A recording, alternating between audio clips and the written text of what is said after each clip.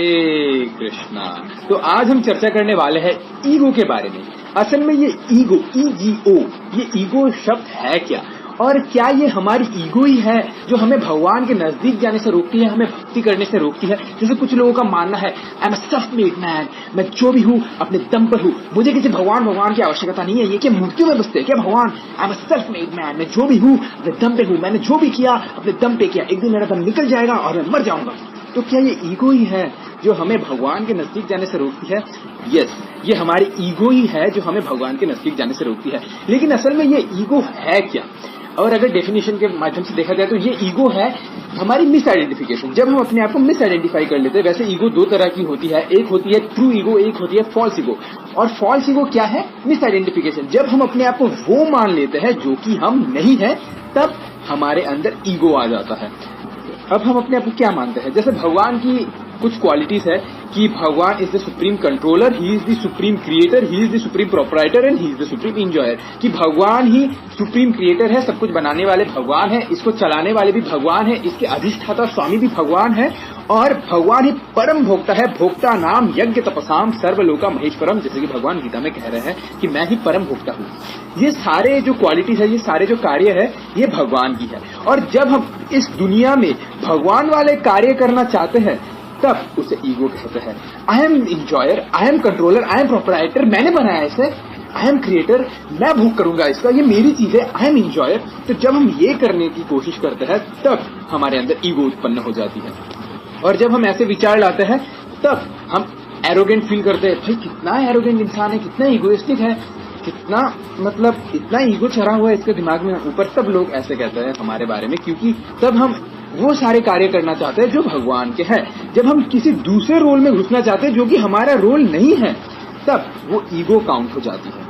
तो भगवान जो है वही वास्तव में कंट्रोलर है, प्रोपराइटर है, इंजॉयर है। अगर हम उस रोल में घुसने की कोशिश करेंगे तो हम दुख पाएंगे। इस सृष्टि में सबका अपना अपना एक रोल होता है, भगवान का भी अपना रोल है, हमारा भी अपना रोल है। तो अगर हम ये सारी चीजें करने की कोशिश करेंगे जो कि भगवान की है, या तो हमारी चीजें खराब होगी, या तो हमारे रिश्ते, रिलेशनशिप ये खराब होंगे। And the biggest enemy of relationship is ego. इसलिए इंग्लिश में कहा जाता है, relationship never dies a natural death, they are always murdered by ego. रिश्ते कभी स्वाभाविक मृत्यु नहीं मरते, उनका कत्ल किया जाता है बेरहमी से। कौन करता है ये कत्ल? ये हमारा अहंकार जो है, ये हमारी जो ईगो है, वो कत्ल करती है। मैं क्यों झुकूं? हाँ, मैं क्यों झुकूं? हम क्यों झुके? क्यों झुके हम? Are we doormats? Are we doormats? हम क्या कोई ऐरे गह रहे, नत्थु गह रहे हैं क्या? हम क्यों झुके? ये कौन बोल रहा है? ये ईगो बोल रही है, ये जुबान बोल रही है? ये ईगो बोल रही है। जुबान तो बस एक इंस्ट्रूमेंट है। और ये जितनी ज्यादा ईगो होगी, उतनी ज्यादा रिलेशनशिप खराब होने के चांसेस रहेंगे।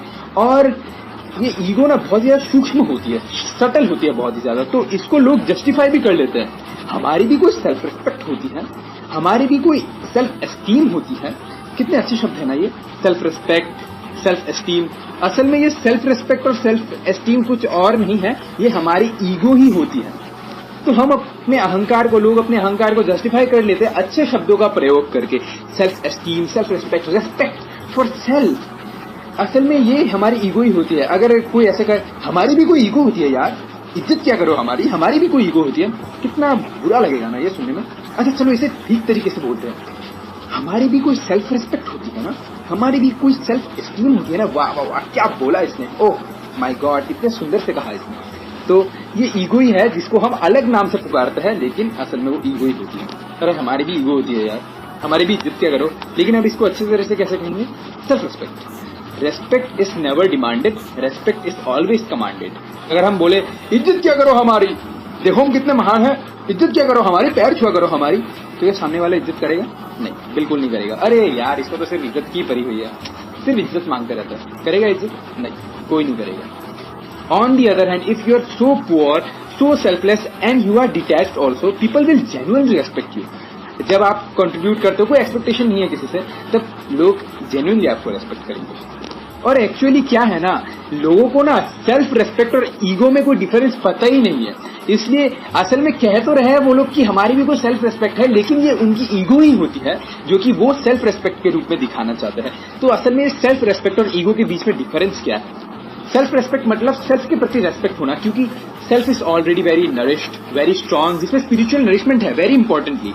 तो ऐसी स्थिति में जब कोई व्यक्ति सेल्फ के प्रति मतलब खुद के लिए रेस्पेक्ट लेके आता है, हाँ क्योंकि भगवान की दया से मेरे पास बहुत कुछ है, भगवान ने मुझे बहुत कुछ दिया है, I am blessed by the Lord, भगवान ने मुझे हाथ पैर दिए जिससे मैं उनकी सेवा कर सकता हूँ, मुझे बुद्धि दी है जिससे मैं उनके बारे में जान सकता हूँ। कितने लोगों के पास तो बुद्धि भी नहीं है, हाथ पैर भी नहीं है, वो लोग भगवान की सेवा भी नहीं कर पा रहे, लेकिन मेरे पास है, मैं भगवान के पास जा सकता हूँ, भगवान के बारे में सुन सकता हूँ, बोल सकता हूँ दूसरों को। तो इस बारे में सोचकर जब खुद के प्रति जब रेस्पेक्ट आता है, एक गर्व होता है, इसे कहते हैं सेल्फ रेस्पेक्ट। ये है असली सेल्फ रेस्पेक्ट। लेकिन जब ये सेल्फ दूसरों से रेस्पेक्ट मांगता है कि हमको अरे गहरे नत्थु कह रहे हैं क्या, हमारी भी इज्जत होनी चाहिए, हम क्या ऐसे ही आए हैं क्या इधर पे, हमारी भी इज्जत करो भाई, तब इसको ईगो कहलाती है। और इस जगत में लोगों को सेल्फ रेस्पेक्ट मतलब क्या है कि दूसरे मुझे रेस्पेक्ट करेंगे, यही मेरी सेल्फ रेस्पेक्ट है, ये इसको ही लोग सेल्फ रेस्पेक्ट मांगते हैं। लेकिन असल में ये सेल्फ रेस्पेक्ट नहीं है, इसलिए ये ईगो काउंट हो जाती है। और हम लोग अपने ईगो को स्वाभिमान, आत्मसम्मान, सेल्फ रेस्पेक्ट, सेल्फ एस्टीम, ये सब अलग अलग वर्ड इंग्लिश में, हिंदी में कुछ चुने गुने शब्द के साथ हम इसे जस्टिफाई करने का प्रयास करते हैं, लेकिन असल में वो हमारी ईगो ही होती है, जो कि हम जिसको सेल्फ रेस्पेक्ट बताते हैं, लेकिन असल में वो सेल्फ रेस्पेक्ट नहीं होती। सेल्फ रेस्पेक्ट मतलब कि हाँ, सेल्फ के प्रति रेस्पेक्ट कि यस भगवान ने मुझे दिया है और मुझे इस बात में गर्व है कि I am a devotee of Lord, Krishna chooses me to do his bhakti, ये गर्व है हमारे अंदर। तो ये होता है उससे सेल्फ रेस्पेक्ट। लेकिन लोगों को तो ईगो की परी हुई है। ईगो जो होती है ना, वो डिमांड करती है रेस्पेक्ट को, और जो सेल्फ रेस्पेक्ट होती है जो कि स्पिरिचुअली नेचर, वो है I am being blessed by the Lord, yes मैं भगवान की कृपा में।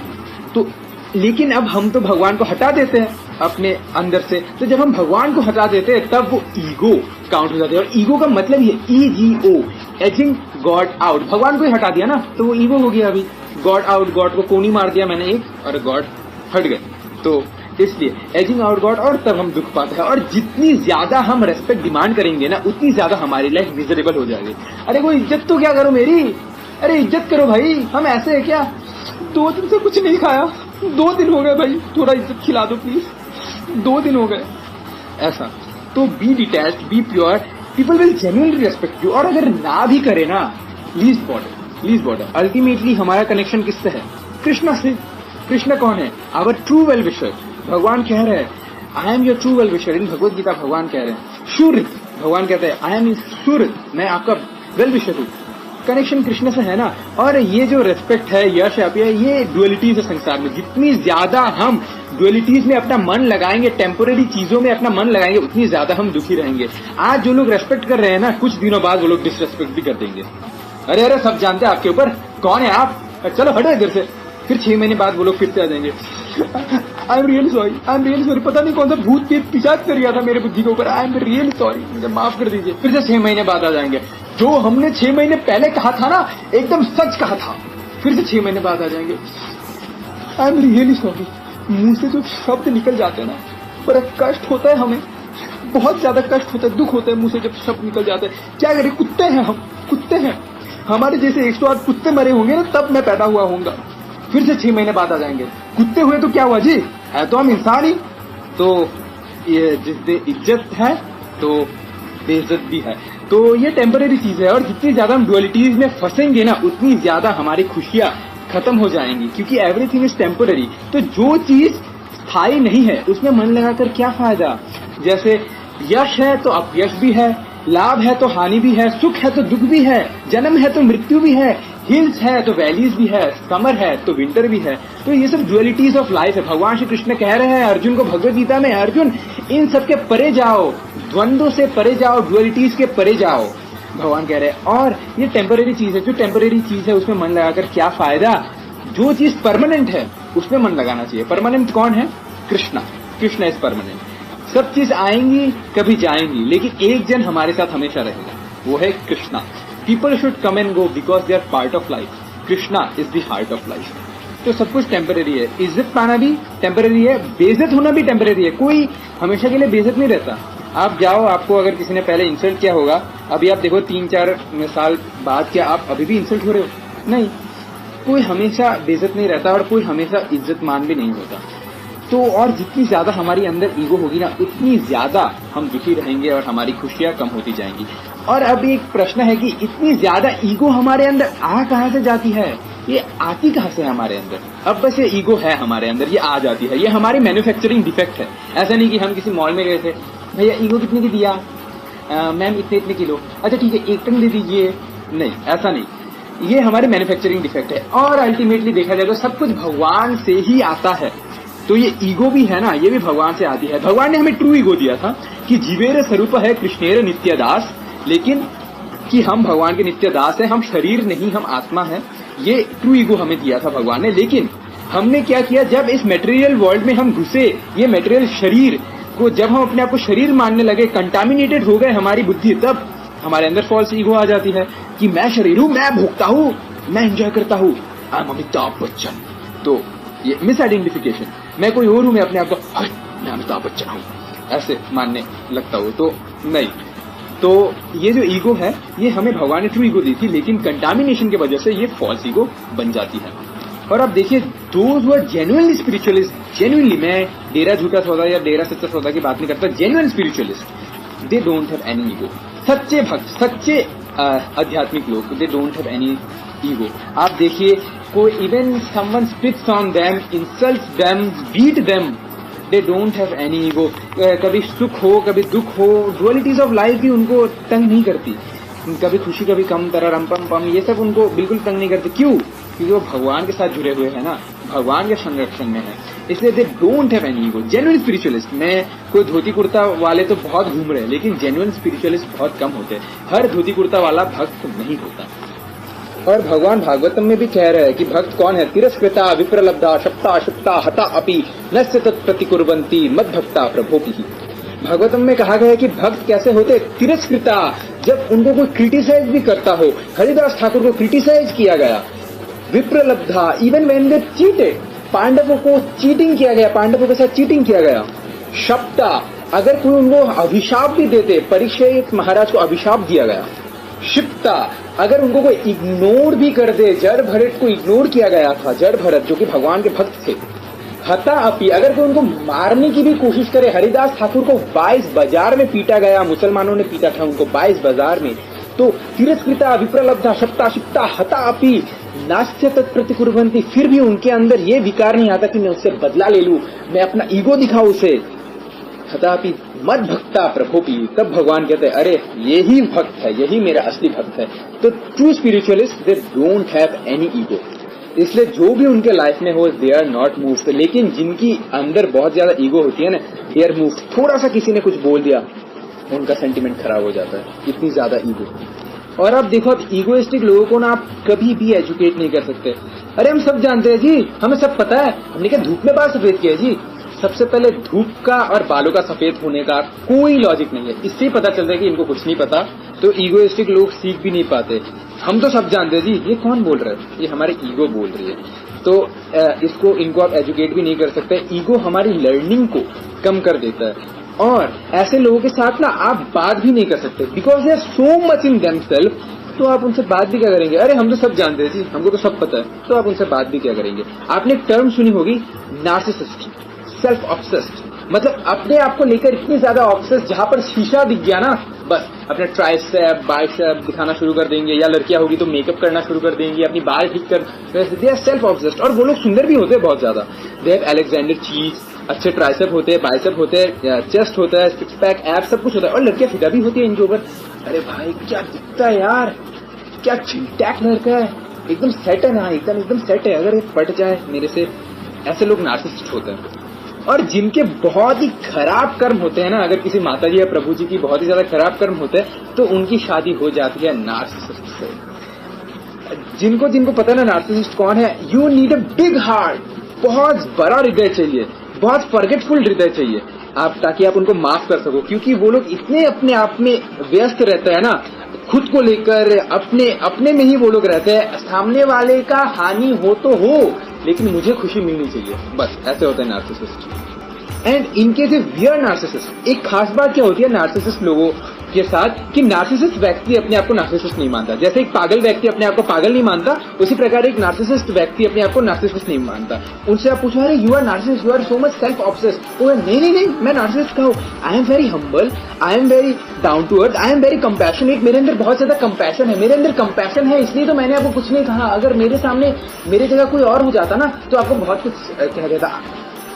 लेकिन जो ऐसा कह रहा है, I am very humble, very down to earth, very compassionate, तो वो ईगोइस्टिक है। इसका मतलब वो नार्सिसिस्ट है। क्यों? क्योंकि अपने तारीफ करने में कभी नहीं चूकते वो लोग। नार्सिसिस्ट लोग अपनी तारीफ करने में कभी नहीं चूकते, अपने मुंह मियां मिट्ठू बनने ऐसे होते हैं नार्सिसिस्ट। और हो सकता है ऐसे लोगों के पास मेडल्स हो, ट्रॉफीज हो, सर्टिफिकेट हो और बहुत सारा पैसा हो, but they are so lonely, क्योंकि लोगों को पता है अरे ये तो दूसरों का यूज करता है अपने बेनिफिट के लिए।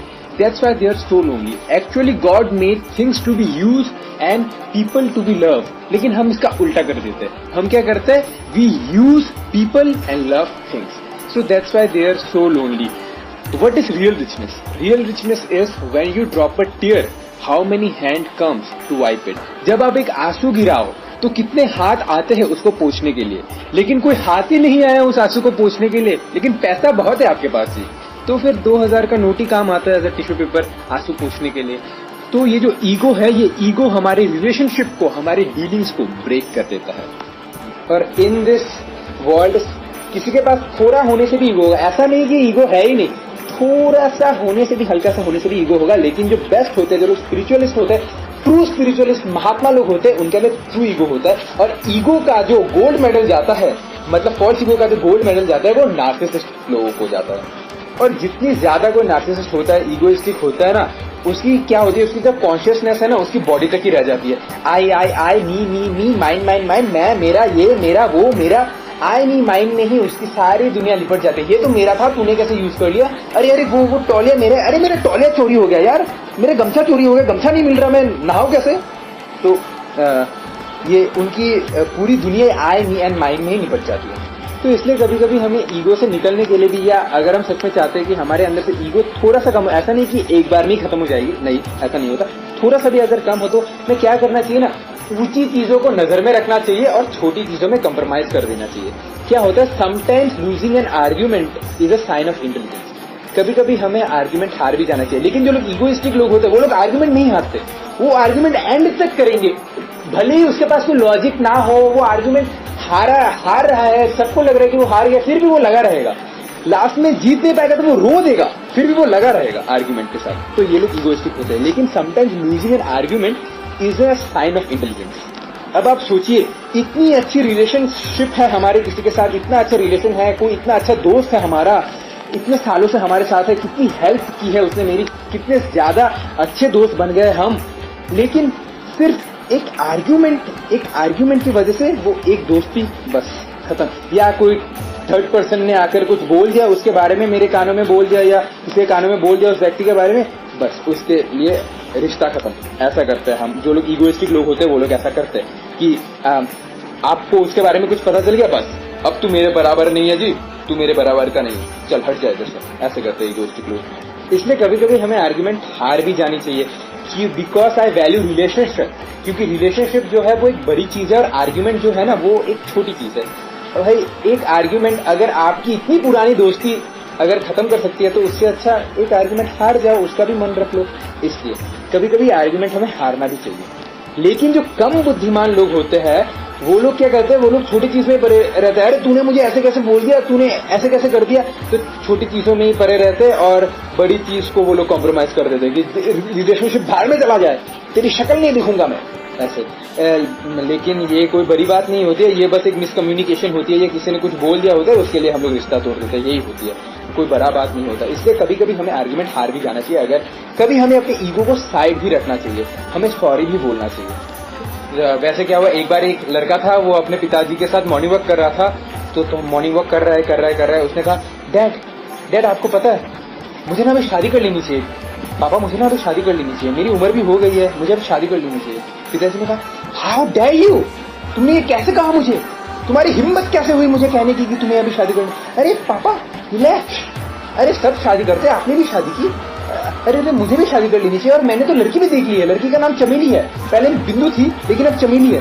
तो मुझे शादी कर लेनी चाहिए क्योंकि मेरी उम्र भी हो गई है। हाउ डेयर यू, तुमने कैसे कहा शादी कर लेनी चाहिए? तुम्हारी इतनी हिम्मत, तुम अपने पिताजी से कह रहे हो तुम्हें शादी कर लेनी चाहिए? अरे इसमें बुराई क्या है? शादी तो करनी है पिताजी, मुझे भी शादी करनी है, सब करते हैं, मैं भी करूंगा।